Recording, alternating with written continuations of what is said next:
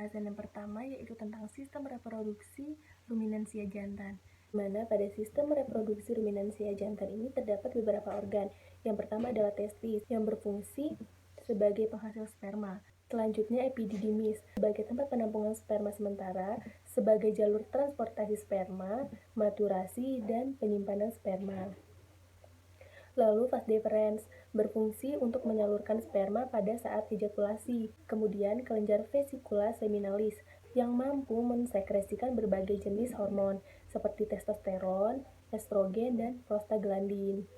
Selanjutnya, kelenjar prostat berfungsi sebagai penghasil cairan yang mengandung mineral tinggi yang digunakan sebagai bahan makanan untuk sperma di dalam semen dan sebagai pemberi aroma pada sperma yang disebut spermik. Kelenjar Cowper berperan membersihkan sisa urin pada uretra dan mensterilkan pH uretra yang akan dilalui oleh semen pada saat ejakulasi.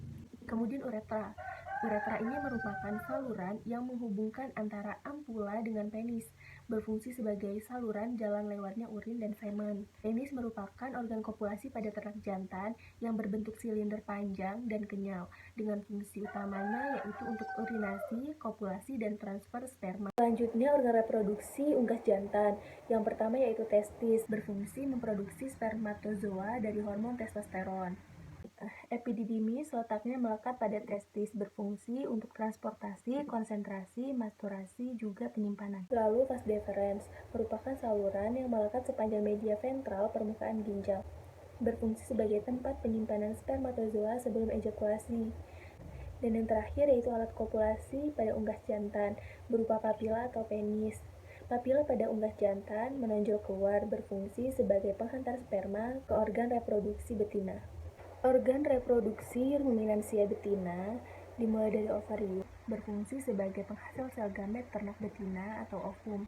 Selanjutnya oviduk, kemudian uterus, fungsi sebagai tempat berkembangnya embrio. Selanjutnya serviks, kemudian vagina, fungsi sebagai alat kopulasi dan tempat pendeposisian semen ketika perkawinan alami. Selanjutnya vulva, berfungsi sebagai tempat keluarnya mukosa. Selanjutnya organ reproduksi unggas betina. Yang pertama yaitu ovarium, merupakan organ terpenting sebagai penghasil sel telur dan hormon. Selanjutnya uterus, berfungsi sebagai pembentuk cangkang telur. Terjadi sekitar 20 jam 45 menit. Lalu vagina sebagai alat kopulasi betina. Dan yang terakhir yaitu kloaka, merupakan tempat keluarnya telur. Pembahasan selanjutnya yaitu siklus reproduksi ternak ruminansia jantan. Mekanisme siklus reproduksi ternak ruminansia jantan dimulai dari rangsangan berupa pendengaran, penciuman, sentuhan, dan penglihatan yang akan diteruskan ke hipotalamus. Setelah itu, hipotalamus akan memproduksi GnRH yang akan merangsang hipofisa dan adenohipofisa untuk mensekresikan LH dan FSH. Lalu, LH akan menstimulus sel Leydig untuk menghasilkan hormon testosteron yang berfungsi sebagai alat seks sekunder. Kemudian libido FSH akan menstimulus sel Sertoli dan tubulus seminiferus. Selanjutnya yaitu siklus reproduksi pada ternak ruminansia betina. Jadi mekanisme hormon pada ternak ruminansia betina ini terjadi apabila ternak mengalami rangsangan, maka rangsangan tersebut akan mensekresikan GnRH setelah diterima oleh hipotalamus. Kemudian GnRH dilanjutkan menuju hipofisa, di mana dua bagian hipofisa adalah di adenohipofisa itu akan mensekresikan hormon FSH, LH, dan juga LTH. Sedangkan adenohipofisa itu akan mensekresikan hormon FSH. Selanjutnya hormon FSH akan merangsang pertumbuhan folikel yang terdiri dari folikel sekunder, primer, tersier, dan degraf. Di dalam degraf tersebut terdapat sel teka interna, yang mana sel teka interna akan memproduksi hormon estrogen yang menyebabkan ternak birahi. Apabila ternak birahi lalu dikawinkan, maka terjadi mekanisme seperti LH yang disekresikan oleh hipofisa akan menekan ovarium yang ada bersama dengan estrogen, di mana estrogen akan menekan di dalam, sedangkan LH akan menekan dari luar, sehingga terjadi ovulasi. Setelah terjadi ovulasi, maka akan menyebabkan kebuntingan pada ternak. Maka folikel yang ditinggalkan oleh ovum tadi akan disebut dengan corpus luteum, di mana korpus luteum ini akan menghasilkan hormon progesteron yang akan menjaga kebuntingan pada ternak. Namun, apabila tidak terjadi kebuntingan, maka korpus luteum akan lisis, diakibatkan karena adanya hormon prostaglandin yang dihasilkan oleh dinding endometrium. Selanjutnya, siklus reproduksi ternak pada unggas betina. Mekanisme hormon ternak unggas betina ini dimulai dengan adanya rangsangan. Apabila rangsangan ini diterima oleh hipotalamus, maka hipotalamus akan mensekresikan hormon GnRH, di mana GnRH akan merangsang hipofisa yang akan melanjutkannya pada adenohipofisa dan neurohipofisa. Pada FSH akan menstimulus ovarium yang akan mensekresikan hormon estrogen dan progesteron. Pada hormon estrogen berfungsi untuk merangsang pertumbuhan folikel dan merangsang produksi kalsium protein dan lemak dalam pembentukan telur. Selanjutnya LTH berfungsi dalam pengeraman ayam dan LH berfungsi dalam ovulasi atau pelepasan kuning telur. Pada neurohipofisa akan mensekresikan hormon oksitosin yang berfungsi dalam proses pengeluaran telur. Pada praktikum ajar 2 membahas tentang gametogenesis dan uji kualitas semen. Gametogenesis sendiri merupakan suatu proses pembentukan sel gamet pada hewan jantan dan hewan betina. Gametogenesis terbagi menjadi dua, yaitu oogenesis dan spermatogenesis. Oogenesis merupakan suatu proses pembentukan sel gamet pada hewan betina, sedangkan spermatogenesis merupakan suatu proses pembentukan sel gamet pada hewan jantan. Diploid yang akan mengalami pembelahan secara mitosis menghasilkan oosit primer. Oosit primer akan mengalami pembelahan secara meiosis 1 menghasilkan oosit sekunder yang bersifat haploid dan jasad kutub 1 atau badan polar 1 yang bersifat haploid. Oosit sekunder inilah yang nantinya akan mengalami pembelahan secara meiosis 2 menghasilkan ovum yang bersifat haploid dan jasad kutub 2 yang bersifat haploid. Jasad kutub 1 dan jasad kutub 2 akan mengalami lisis. Selanjutnya yaitu morfologi sel ovum. Morfologi sel ovum terdiri dari cumulus oporus atau tubulus oporus, corona radiata, zona pellucida, membran vitelin, sertiol, sitoplasma, dan nukleus. Yang pertama yaitu corona radiata. Corona radiata merupakan lapisan terluar dari oosit yang terdiri dari sel granulosa atau tubulus oporus. Corona radiata sendiri berfungsi sebagai tempat transportasi sel nutrisi oosit. Selanjutnya yaitu zona pellucida. Zona pellucida berbasis lipoprotein. Zona pellucida terdiri dari 3 lapisan. Lapisan pertama berfungsi untuk menghubungkan antara zona pellucida 2 dan zona pellucida 3. Lalu lapisan kedua berfungsi sebagai tempat terjadinya blokade sperma, di mana saat satu sperma telah masuk ke oosit, maka sperma lain tidak dapat masuk ke oosit. Selanjutnya yaitu lapisan ketiga, zona pellucida yang berfungsi memberikan sinyal pada zona pellucida 2 agar terjadi blokade. Lapisan zona pellucida ketiga akan bersama dengan membran vitelin. Selanjutnya yaitu sertiol. Sertiol berfungsi sebagai tempat pemutusan kepala dan ekor sperma, di mana kepala sperma akan masuk ke nukleus, sedangkan ekornya akan tertinggal. Lalu ada nukleus. Nukleus di sini berfungsi sebagai tempat aktivasi sel dan tempat penyimpanan informasi genetik. Selanjutnya yaitu pembentukan sel gamet pada hewan jantan atau spermatogenesis. Spermatogenesis dimulai dari spermatogonium yang bersifat diploid mengalami pembelahan secara mitosis menghasilkan spermatosit primer yang bersifat diploid. Spermatosit primer akan mengalami pembelahan secara meiosis 1 menghasilkan 2 sel spermatosit sekunder yang bersifat haploid. Masing-masing spermatosit sekunder akan mengalami pembelahan secara meiosis 2 menghasilkan 2 spermatid yang bersifat haploid. Spermatid yang berjumlah 4 akan mengalami diferensiasi menjadi spermatozoa atau sperma matang yang bersifat haploid. Selanjutnya yaitu morfologi pada sel sperma. Morfologi pada sel sperma terbagi menjadi 3 bagian, yaitu kepala, badan, dan ekor. Pada bagian kepala terdapat akrosom. Akrosom menghasilkan 2 enzim, yaitu enzim hyaluronidase dan enzim akrosin. Enzim hyaluronidase berfungsi untuk menembus selaput pada corona radiata, sedangkan enzim akrosin berfungsi untuk menembus zona pelusida. Lalu di sini terdapat nukleus. Nukleus berfungsi untuk menyimpan informasi genetik yang nantinya digunakan untuk mengatur aktivitas sel sperma. Lalu di sini terdapat sentriol. Sentriol merupakan penghubung antara bagian kepala dengan bagian badan pada sperma. Lalu pada bagian badan terdapat mitokondria. Pada mitokondria terjadi respirasi sel yang nantinya akan menghasilkan energi yang akan digunakan ekor dalam bergerak. Lalu pada bagian ekor sendiri berfungsi untuk alat gerak sperma menuju ke ovum.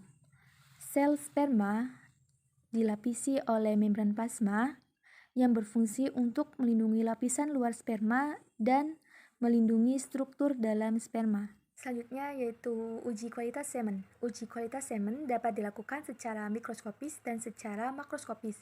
Uji kualitas semen secara mikroskopis terbagi menjadi 4 macam, yaitu uji motilitas, uji abnormalitas, uji mortalitas, dan uji konsentrasi. Selanjutnya, uji kualitas semen secara makroskopis. Uji kualitas semen secara makroskopis dapat dilakukan dengan mengamati secara langsung semen yang telah ditampung pada tabung berskala atau tabung Appendorf. Pengamatan dapat dilakukan dengan mencium bau semen, lalu mengamati warna pada semen, yaitu dengan mengamati derajat keasaman atau pH pada semen. pH normal selanjutnya yaitu dengan mengamati konsistensi pada semen. Perkenalkan, saya Nisa Molita Trutami dengan NIM 230101101240248 dari kelompok 4 Ilmu Reproduksi Ternak D dengan Nasbing Kak Muhammad Salastofiki. Di sini saya akan menjelaskan terkait materi praktikum acara 3 yaitu seleksi ternak dan sinkronisasi birahi, memudahkan pipa aplikator untuk masuk ke dalam vulva, kemudian ada ternak baik itu kambing maupun ayam atau sapi, dan juga ada sabun pencuci. Nah, sedangkan yang digunakan pada praktikum acara 3 ini, yang pertama adalah kita melakukan seleksi ternak. Nah, seleksi ternak ini nanti dilakukan pada ayam, kambing maupun sapi dan digunakan untuk sinkronisasi birahi. Kemudian selanjutnya kita merangkai spons itu menggunakan benang dan mengoleskan spons tadi dengan hormon progesteron. Setelah dioleskan dengan hormon progesteron, akan dilanjutkan dengan pemasangan spons itu ke dalam ternak betina dengan bantuan pipa aplikator dan juga pipa pendorong. Jadi yang pertama adalah seleksi ternak. Seleksi ternak itu apa sih? Seleksi ternak ini merupakan strategi atau cara yang digunakan peternak untuk memilih indukan maupun pejantan yang baik dan memiliki kualitas yang unggul.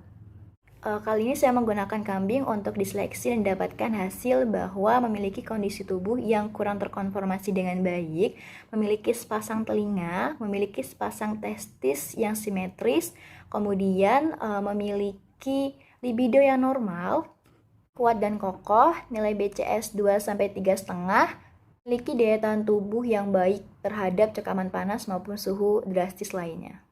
Selanjutnya adalah sinkronisasi birahi. Nah, sinkronisasi birahi ini merupakan tindakan dalam pengendalian siklus birahi pada ternak guna mendapatkan periode birahi secara serentak. Nah, terdapat kelebihan dan kelemahan pada sinkronisasi birahi ini. Yang pertama adalah kelebihan.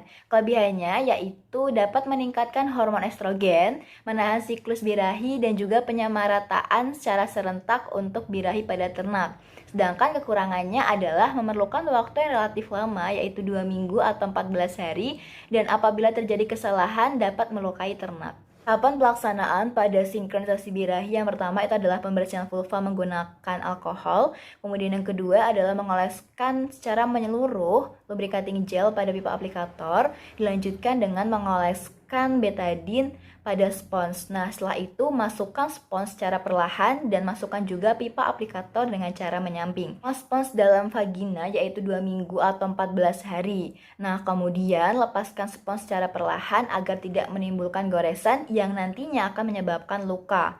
Kemudian lakukan deteksi birahi ini sebanyak 3 kali dalam sehari. Assalamualaikum warahmatullahi wabarakatuh. Perkenalkan, nama saya Erma Nuriana dengan NIM 230110120120023 dari kelas Ilmu Reproduksi Ternak D. Di sini saya akan menjelaskan mengenai acara 4, yaitu tentang penampungan semen dan pembuatan semen beku. Penampungan semen ternak merupakan proses mendapatkan semen yang nantinya bisa digunakan untuk uji kualitas serta preservasi semen. Atau dengan kata lain, penampungan semen yaitu kegiatan mengambil semen dengan tujuan untuk mendapatkan semen yang berkualitas sebagai penunjang inseminasi buatan atau IB. Metode penampungan semen terdiri dari 3 metode. Metode yang pertama yaitu metode vagina buatan, metode elektroejakulator, dan juga metode pemijatan. Penampungan semen dapat dilakukan dengan memijat pada bagian punggung ternak, pada bagian vesikularis, dan ampula dari depan ke belakang hingga semen keluar. Kemudian, metode penampungan semen selanjutnya yaitu metode elektroejakulator.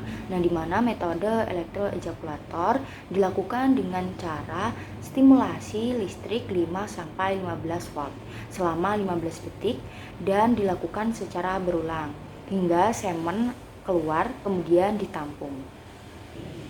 Metode penampungan semen menggunakan vagina buatan dilakukan dengan cara membuat vagina buatan terlebih dahulu, di mana vagina dibuat menggunakan tabung ebonit yang dirakit hingga menyerupai vagina.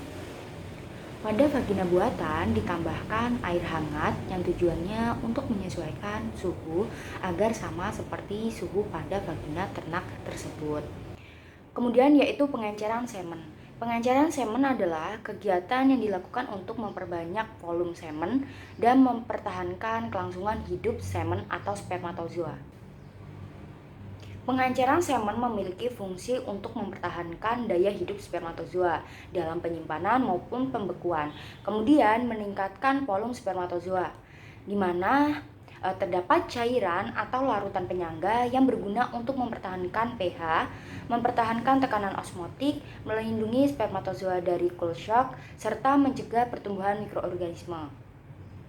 Larutan pengencer yang baik harus memiliki bahan yang tidak bersifat toksik, serta memiliki kandungan sumber nutrisi dan energi bagi spermatozoa, bersifat isotonis, memiliki kandungan buffer, serta melindungi dari cold shock dan mencegah terjadinya pertumbuhan mikroorganisme. Larutan pengencer terbagi menjadi 2 jenis, yaitu larutan pengencer kimiawi dan juga larutan pengencer alami. Bahan pengencer semen alami yaitu seperti telur, air kelapa, dan juga sari buah. Sedangkan bahan pengencer semen buatan yaitu aquades, asam sitrat, fruktosa, dan juga tris.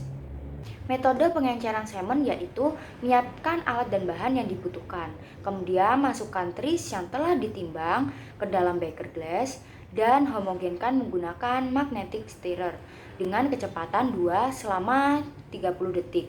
Kemudian setelah homogen, matikan magnetic stirrer. Tambahkan asam sitrat dan homogenkan dengan magnetic stirrer selama 30 detik. Setelah homogen, masukkan fruktosa dan homogenkan dengan cara yang sama. Kemudian larutan yang telah homogen siap digunakan sebagai bahan pengencer. Proses pembuatan semen beku dapat dilakukan dengan proses pemeriksaan mikroskopis dan juga makroskopis. Pada quality control 1, semen dimasukkan pada water bath yang bersuhu 37 derajat Celcius. Kemudian mengamati semen pada uji mikroskopis dan makroskopis. Kemudian melakukan pengenceran dengan pengencer A dan disimpan pada water bath. Setelah itu, semen dimasukkan ke dalam cool top agar dapat melakukan proses ekuilibrasi. Melakukan pengenceran dengan pengencer B. Pada quality control 2, dilakukan pemeriksaan before freezing dengan uji mikroskopis menggunakan komputer analisis. Semen yang memenuhi standar akan dilanjutkan dengan proses filling sealing. Semen yang tidak memenuhi standar akan dibuang.